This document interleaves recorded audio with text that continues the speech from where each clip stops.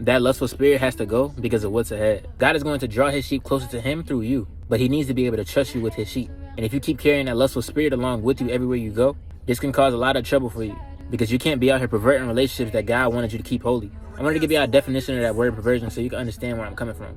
If you look it up, it says in the Bible, perversion refers to the intentional twisting, distorting, or turning away from what is pure, true, and holy according to God's design. Here's a biblical definition of perversion. It is defined as a deviation from righteousness that affects various areas of life, including morality, sexuality, justice. The root of perversion is often linked to rebellion against God's authority and a replacement of his standards with personal or worldly desires. Spiritually, you have to look at perversion as a demon that tries to operate through people to distort God's intention. So for instance, if God wanted something to be clean, perversion tries to make it unclean. A perverse spirit can operate through people and cause them to be false prophets, perverting the truth and telling lies.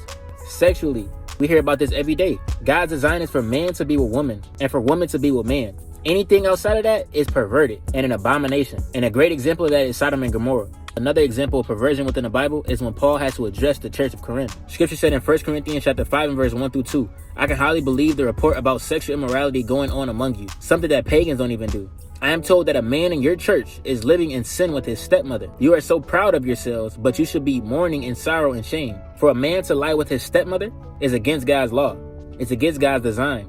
It's against God's will. It's perverse. It's perverse because that man and his stepmother relationship should have never been like that, according to the Most High God and his commandments. But Satan twisted that and caused this man to defy his father and the Most High God. Within scripture is many examples of perversion, but you still see a lot of it happening today. What you need to understand that there is waiting judgment for those who let this spirit operate through them. And what you have to also realize is that this spirit of perversion likes to click up with lust. That's why you always hear about this spirit manifesting through the leaders in the church. This spirit is what leads the pastor to start sleeping with the congregation. Lust and perversion. But for my fellas out there, don't let these spirits tear you down. Don't think in your mind that every pretty woman that comes across your path was meant and sent for you. Minister to her and don't pervert the relationship, especially if you in a relationship. Unless God give you some divine revelation and say otherwise, that woman is your sister. Nothing more, nothing less. Ladies, every man of God that comes across your path, he was not sent for you to fall in love with him. Though his actions may show that he has been a man that you've been praying for, doesn't mean that he belongs to you. We have to all remember that it's not about us, it's about God. And that's just how you have to look at it.